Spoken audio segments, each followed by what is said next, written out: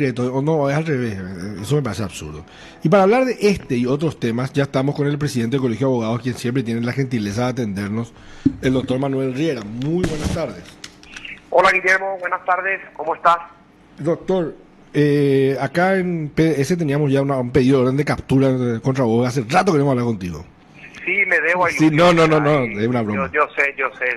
Es una broma, al contrario, te agradezco, sí que ya varias veces que pudimos entrevistarte. Señor. Doctor, a ver, varias cosas. Vamos a empezar por lo más lejano y lo que vamos a hablar menos tiempo probablemente, que es el tema de las escuchas ilegales. ¿Cómo está ese tema? O sea, ¿qué pasó para empezar? ¿Por qué escucha un juez a un abogado defensor en una causa que está bajo o sea, que está siendo tramitada en su juzgado? Daniel Lobo Corbeta nos mandó una nota con una denuncia de unas 18 páginas más o menos, Guillermo, donde decía, nos contaba lo que nos pasaba, ¿verdad? Cuando nosotros le dijimos si era posible que nos mande la documentación, nos mandó un bibliorato lleno de papeles, ¿verdad? Y cuando vimos todo eso le pedimos, no, venía a explicar porque es bastante complejo, y esa sesión duró un par de horas, 2 horas y media más o menos. Nos mostró unos cuadros sinópticos, unas líneas de tiempo, los celulares intervenidos, las órdenes, los oficios fiscales de la policía, una cosa enorme, ¿verdad? De todo lo que explicó ahí, nosotros le dijimos, acá nos vamos a estudiar, y lo que terminamos viendo es lo siguiente. Él interviene en una causa penal en representación de una persona a la que va a defender para lo que en lo penal llaman la audiencia 242, según nos explicó. Creo que es una cuestión de medidas cautelares. Sí. Exacto. Ingresa, le dan la intervención, eso ocurre ante un fiscal, se produce una audiencia, se comunica al juez, se saca un auto interlocutorio, se formaliza su intervención. Al día siguiente empiezan las escuchas. ¿Cómo se entera Daniel? Por un accidente, porque lo que debería haber sido en principio la agregación de documentos en un lugar paralelo al que le llamaban atención permanente, termina ingresando en la causa penal en la que él estaba defendiendo a esta persona. Y ahí encuentra unos papeles que nos cerraban la cuestión y decía luego, de hecho, no agregar a la carpeta fiscal, y empieza a leer y una cosa lleva... No agregar a la carpeta fiscal, decía. Sí, tenía un título negro en círculo, no agregar a la carpeta fiscal. Un oficio que venía de una oficina de inteligencia de la policía que hacía la transcripción de lo que se escuchaba de una línea telefónica y qué sé yo. Terminó siendo su línea. Lo que nos muestra Daniel en definitiva es que de todo lo que nos mostró, de todo lo que nos pasó, de todos los papeles que teníamos delante, él ya tenía intervención formal en una causa, pese a que se lo escucha un día después.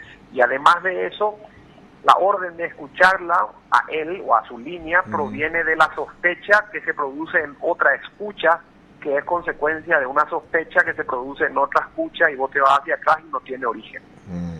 Entonces, decía él, me están escuchando a mí, y nosotros dijimos, me están escuchando a todos, ¿verdad? Entonces, ¿qué te parece, Daniel, como vos tenés problemas en una causa, no solo para intervenir, sino para obtener documentos, para que el colegio primero no se equivoque contigo y no quede insuficiente su posición? ¿Qué te parece si usamos tu caso para que sea esto el disparador de una investigación general? Claro. Y de esto a lo mejor se permite averiguar dónde más se está oyendo. Con su ok, nos fuimos a la corte para que revise la actuación de Rosarito, nos fuimos a la fiscalía para que haga lo propio con Roy, nos fuimos a lo de Yucio para que haga con la policía, y él, en términos personales, se agravió ante el jurado de enjuiciamiento. La corte sacó un comunicado en menos de un día, esa misma noche, cuando le planteamos la cuestión, diciendo no hay nada irregular. La fiscalía nos respondió hasta ahora, reiteramos, nos respondió la reiteración. Yucio no respondió nada, dio unas cuantas entrevistas, reiteramos, tampoco respondió la reiteración. Lo que sí está encaminado es el tema del jurado de enjuiciamiento, al que sí entramos, como acompañando su posición. Esa es una denuncia que sí está encaminada, ya pidió informes, ya pidió copia de las actuaciones, ya tiene oficio dirigido a la jueza Rosarito Montanía, creo que también a la fiscalía. Nosotros conseguimos que una orden de colegios del Mercosur diga y señale su interés en ese asunto, se lo comunicamos a las 4 entidades que te cité. Y ahora lo último que sé es que Daniel hizo la denuncia ante la Comisión de Derechos Humanos, creo que de la Cámara de Diputados, donde se investigan estas cosas, y está en eso, ¿verdad? O sea, se está moviendo, pero principalmente lo del jurado. El resto está estancado, sin digamos, una novedad resonante. Pero es muy grave lo que estás contando, doctor. De películas, honestamente de películas. Yo que soy una suerte de digamos, sapo de otros tanques, porque trabajo más en lo civil. Sí. Yo esto no entendía muy bien. Vos no conocés el lado oscuro de la fuerza. Exacto, yo le pregunté esto por supuesto, a los que saben o trabajan lo penal en el consejo, y después me asesoré particularmente por fuera, pidiendo 4 consejos, ¿verdad? Diciendo si nos estaríamos equivocando, señalando esto, hay excepciones a la regla, hay en el Código Procesal Penal algo que podría decirse que esto está autorizado. Todos me dijeron que no se puede escuchar a un abogado en la conversación con su defendido, no hay jurisprudencia en este asunto, al contrario, es todo lo opuesto. La única causal que reconoce el código, mostrado en los artículos, es cuando está siendo imputado formalmente y un juez con orden dice, porque tiene, no sé, ciertos presupuestos, adelante con la escucha, yo me encargo de pulir qué vale, qué no vale, y el resto se declara en un acta. Pero en este caso eso no existe. No están las actas, el trabajo de escucha la hace la policía, la intercepción la hace la policía, la transcripción de lo interceptado la hace la policía, la relevancia de qué transcribir, que no la hace otro órgano, no la hace el juez, son papeles que vienen... Pero el juez ordenó la escucha. El juez ordenó la escucha, la orden está, el requerimiento fiscal está, pero el requerimiento es tan frágil y la orden también, que nosotros dijimos, sin partir de la mala fe, porque a Rosarito yo no la conozco, a Roy también, y quienes consulté me dijeron, mira, no son personas que están catalogadas como corruptas, como mala jueza o mal fiscal, pero por lo menos ligereza hubo. Mira, de hecho, doctor, la corte dice, ¿verdad? Doctor, la corte dice que ya no sabía. Bienvenido a lo penal. En lo penal venimos cuestionando hace mucho tiempo los abogados la ligereza de los requerimientos de fiscales y las resoluciones judiciales que admiten imputaciones, acusaciones, elevaciones a juicio y hasta condenas, ¿verdad? Eso venimos reclamando hace mucho tiempo, sí. En lo penal todo es un mero trámite, ¿eh? Así mismo. Entonces nosotros eso es lo que dijimos, y si la corte nos dijo, la jueza no sabía, entonces yo dije, bueno, entonces ¿para qué lo ordena? ¿Verdad? Claro. Si usted no sabe, ¿para qué lo ordena? Y si usted no sabe, su deber es saber, o sea, de eso se trata de garantizar, ¿verdad? ¿Hasta dónde va a llegar el Colegio de Abogados con esto? Va a seguirle a Daniel hasta el final, esa es la realidad. Nosotros dijimos, nos pusimos de acuerdo, ¿verdad?, con él, que este es un tema que no puede acabarse en un bombazo mediático, y no, sino todo lo contrario. Tendría que hacerse un esfuerzo que va a reposar mucho sobre él también, en el cual tanto él como el colegio, como la prensa, porque yo creo que sin la prensa esto no va a ir a mucho más, tiene que mantener a flote la situación para que esto siga sus procedimientos hasta algún lugar, no sé hasta dónde, ¿verdad? Algunos indicios positivos de que las cosas pueden salir bien todavía. Cuando el propio Daniel le recusó con estas causas, digamos, a su jueza, sí, ella informó, entonces fue arriba, el Tribunal de Apelaciones dijo que no, pero en disidencia. Gustavo Aguadre plantea una disidencia muy relevante en ese fallo, diciendo no tenemos toda la información, no están los informes acá, falta la posición del fiscal, faltan ciertas cosas, falta lo de la policía. Sin esto enfrente nosotros no podemos tomar una decisión, sí. Exacto. Entonces, lo que dice Aguadre, si bien quedó fuera por razones minoritarias, es una disidencia relevante que concuerda con lo que dice Daniel y con lo que dice el colegio. O sea, vamos a investigar, nos están mostrando todo acá, entren a ver qué es lo que pasa. Y bueno, y estamos en eso, ¿verdad? En eso hasta ahora. ¿Quién sabe cuántos abogados han estado planificando su estrategia de defensa con los clientes y le estaban escuchando? Así mismo, tanto es así como estás diciendo, que nosotros creemos que si a Daniel le sale bien, su caso puede ser un disparador para que más abogados en lo penal se estén animando a ir para adelante con este tipo de denuncias, ¿verdad? Y para que más magistrados se cuiden. Exacto, también es cierto. O sea, que sea menos ligero conceder las órdenes, como ocurrió en este caso. Eso sería un efecto mucho más querido, que no solamente su causa, sino que el sistema, digamos, se normalice. Sí, más. Entienda que hay garantías que tienen que respetar, ¿verdad? Exacto. Como el secreto abogado-cliente. Así es, exacto. Bueno, vamos a darle seguimiento a este tema. Nosotros te vamos a estar molestando solamente, pero la verdad que te llamábamos más por el tema central. Vi que hubo un comunicado muy importante del Colegio de Abogados. que es el tema de Corte Suprema, ¿verdad? A mi criterio, la Corte, todo el poder, lo que es integración de Corte viene sufriendo un desgaste y un desprestigio tremendo desde el año 2004, 2003, cuando se hizo el famoso juicio político a la Corte, que ahora le costó a Paraguay una condena en tribunales internacionales, ¿verdad? No sé si estarás de acuerdo. En la selección de un ministro de Corte es un proceso político. ¿Estamos de acuerdo en eso? Estamos de acuerdo en eso. Implica la conformación de un poder del Estado. ¿En qué país del mundo hay un sistema como el nuestro en el que uno viene con una carpeta, pide ser ministro de Corte y se le toma un examen? Mira, una de las cosas que criticamos es el examen, o por lo menos como está planteado. Es muy... La opción múltiple es un tema que hasta yo personalmente abandono en la facultad. O sea, no existe en la vida real de las personas. Bueno, mire, tengo ese problema y ¿cuál es su solución? Bueno, la A, la B, o a lo mejor todas son correctas, ¿no? Sí. Nosotros nos evaluamos ya así, y segundo, se le dio un temario a los candidatos donde le dicen todas están acordadas. Eso es memorizar. Memoria, claro. En la era digital no tiene sentido. Es cuestión de saber dónde están esas acordadas, se consulta y listo. No estoy muy de acuerdo con eso. Una locura. Una cosa... No aporta nada. Una cosa que no aporta nada, ¿verdad? Ahora, era la única parte dentro de una evaluación que el Consejo en definitiva no dispone. Es decir, lo bueno o malo que puede hacer el examen de Manuel o de Guillermo va a ser bueno o malo porque así rindió Manuel o Guillermo. Entonces, digamos, es una parte, es un resquicio de un intento por objetivar mérito. Sin perjuicio que la manera de evaluar el mérito sea mala, el resultado no depende del Consejo, sino en el evaluado. Eso es más o menos lo que pretende. Eso se buscaba.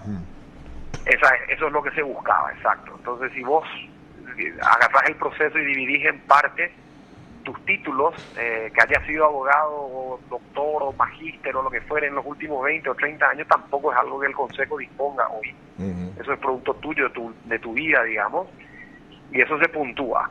Esa suma de lo que no se dispone, méritos académicos más exámenes, está más o menos alcanzando el 60% de la valoración. Y el 40% es disponible por el Consejo. En una audiencia pública cuya manera de evaluar hasta ahora queda difícil de entender, porque esos puntajes, si bien los accedimos, no se los atribuye a quién, y además no hay razones. Y la última parte, que sí es la que se sesionó bastante como consecuencia de la primera cuestión, es la que modificó finalmente toda esa evaluación integral. Entonces, ese 40% pesó más, en definitiva, porque la audiencia pública le bajó demasiado el pulgar a ciertos candidatos y subió a otros candidatos, y no se sabe por qué. Pero a ver si entiendo, doctor. La audiencia pública la hace un órgano de, ¿cuántos son? ¿8 o 9 miembros? ¿12? ¿Cuántos son? De 8. 8 miembros. Que son todos abogados y son un órgano corporativo, absolutamente corporativo. Sí. Lo que en el resto del mundo hace el Senado, que es un órgano político y representante de toda la sociedad. Así es. Y eso es correcto. Y es el sistema, Guillermo. Podremos... Pero es republicano. Y es republicano en el sentido que el poder está dividido. En el sentido que no está concentrado en otro órgano. O sea, cuando nosotros miramos, en su momento estudiamos cómo funcionaba el Consejo, pero académicamente, ¿verdad? No en este caso. Y en definitiva, esta es una idea que rescata Sagüez, constitucionalista argentino, de unos productos producidos en España. Más o menos el origen está pasando por ahí, ¿verdad? Son ideas el origen, perdón, del Consejo.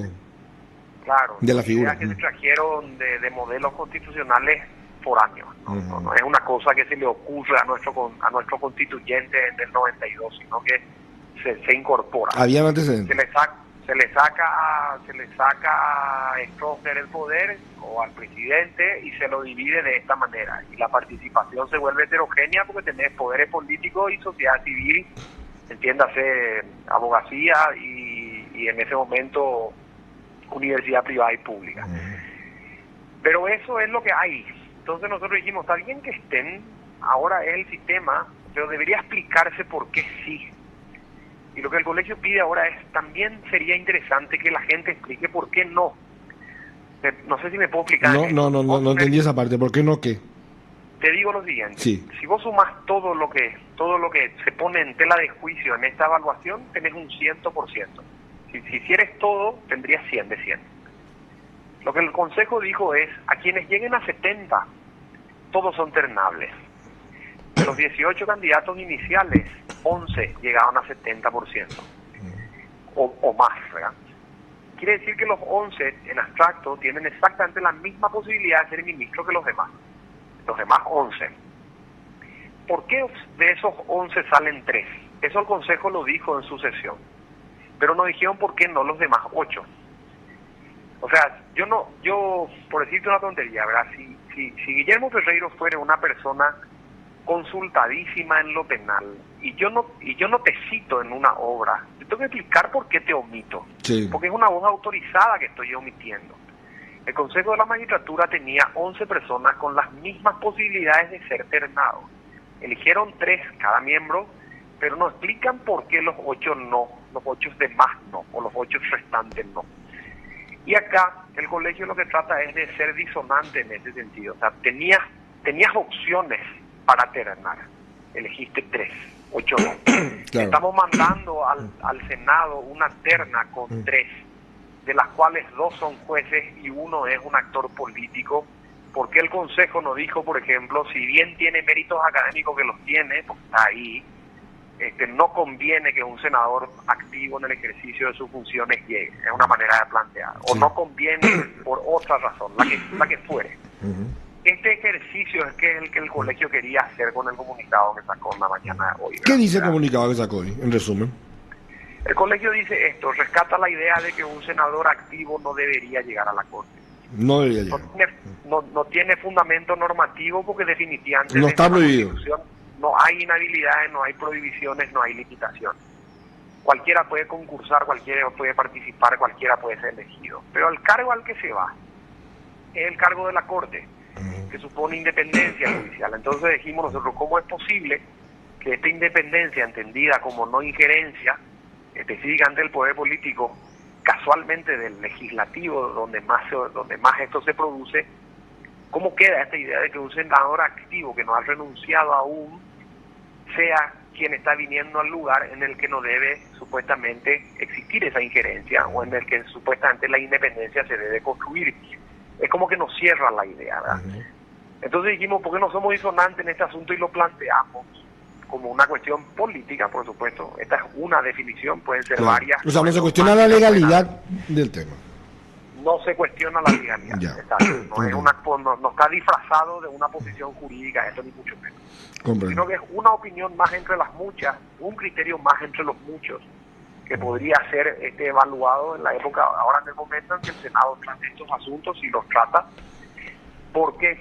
Porque independientemente de que el colegio tenga o no razón, es una razón. Pero lo que dijimos sería una buena oportunidad para que el Senado le dé contenido a sus decisiones democráticas. O sea, que no sea el candidato 1 o 2 o 3, porque la mayoría dice 1, 2 o 3. Que expliquen por qué.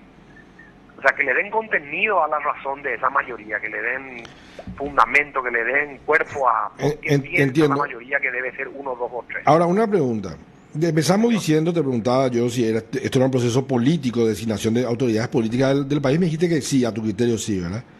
Dentro de eso, de ese proceso político, es importante la pluralidad partidaria. Por ejemplo, que tengamos una corte donde haya más o menos equilibrio entre oficialistas, opositores, colorados, liberales,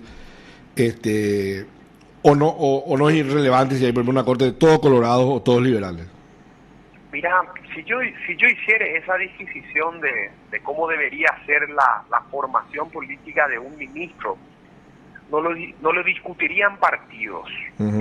Varios partidos ideologías podrían pensar igual respecto de ciertas cosas. Sí, entiendo. Con ese criterio nos vamos a quedar sin lugares en la Corte para tantos partidos, por ejemplo.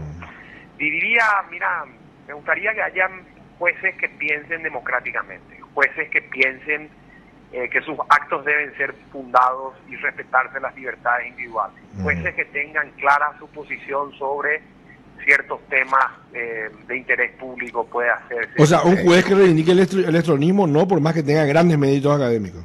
Exacto, vos puedes traer un egresado de Harvard, del Yale y de Oxford, y te dice que el nazismo debe seguir y que corresponde la pena de muerte en este país, y un señor así no puede llegar. Claro. O sea, porque como piensa, más allá de sus méritos, es inadmisible en el sistema que tenemos hoy. Y con la sociedad que se supone Entonces, que buscamos. que sea de un partido o de otro, creo que es, digamos, es una etiqueta, pero ¿cómo piensa si es algo que me interesa o nos interesa? Y debería interesar, ¿verdad? En el sentido de cómo se define ese ministro eventualmente. Porque lo que le decíamos a la gente, y digo acá si se puede, es, si un legislador se equivoca y saca una ley, esa ley es derogable. Si un presidente se equivoca y saca un decreto, ese decreto es derogable. La sentencia, como su nombre dice, es definitiva. Exacto.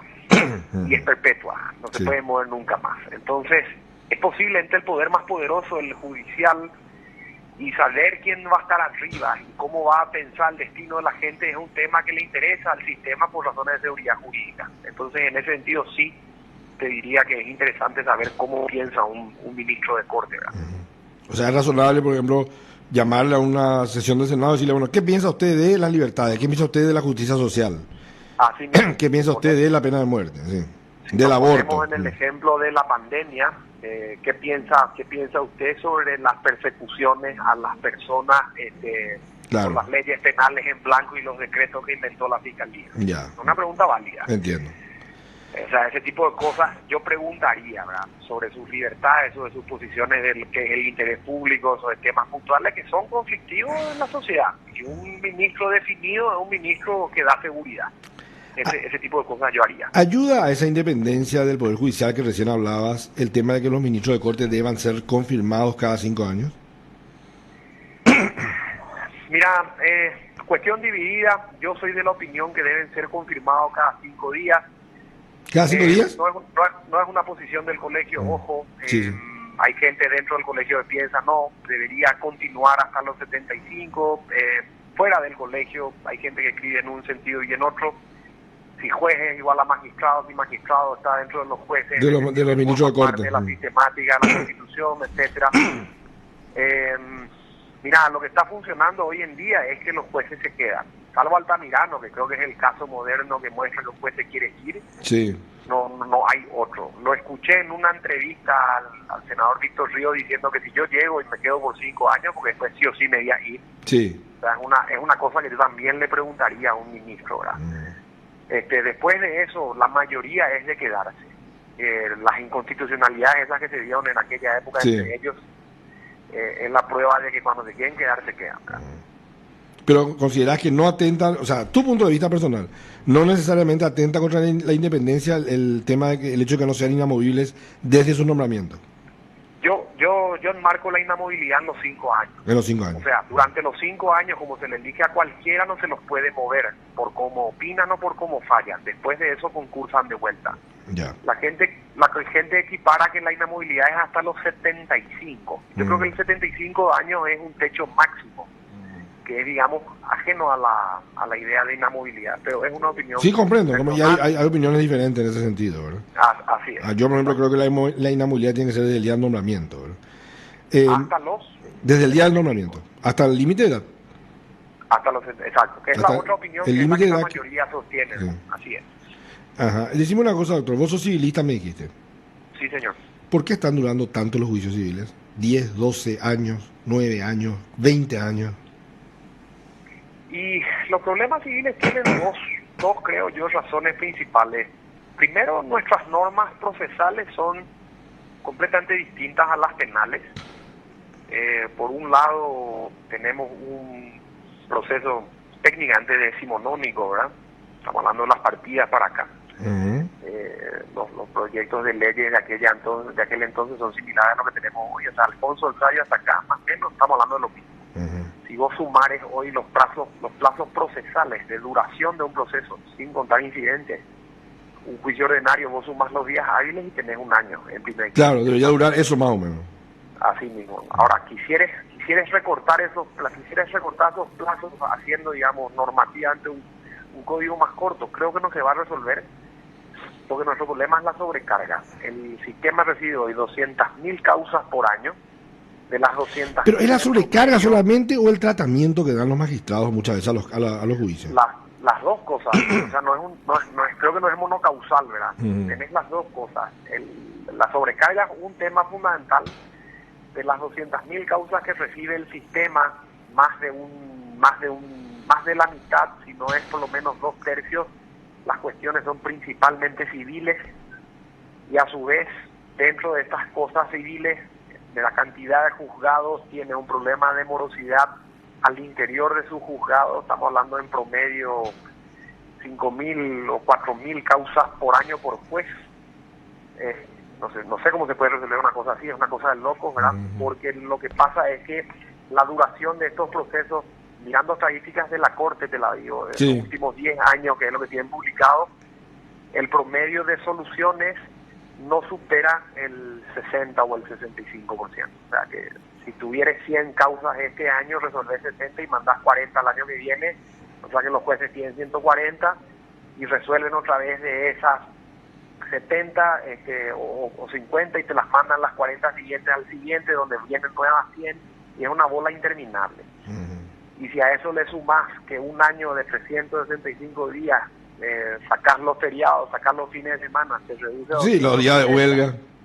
Exacto, sacar la huelga, sacar la feria, y además que en vez de 8 se trabajan 6 horas, un juez realmente está usando, en términos hábiles, el tercio del año. Entonces, pocos jueces, el tercio del año. Problemas de sobrecarga, puedes trabajar sobre un problema de morosidad, puedes trabajar sobre una idea de chicana, puedes trabajar sobre un problema de preparación de jueces y abogados, mucho se puede decir, ¿verdad? Pero hay mucho lío ahí, mucho. Pero a lo ver, civil es más llamativo que en lo penal. A ver, no sé, porque en lo penal también están durando una barbaridad los juicios.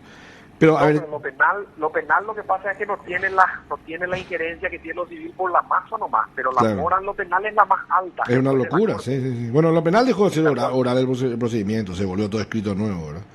Ahora, una pregunta, pero entonces a ver si quiero entender, ¿verdad? Vamos a suponer que mañana decimos, bueno, señores, vamos a cumplir la Constitución Nacional, vamos a darle 3% del presupuesto nacional a la justicia y vamos a abrir, no sé, 5 veces los juzgados civiles que hay ahora.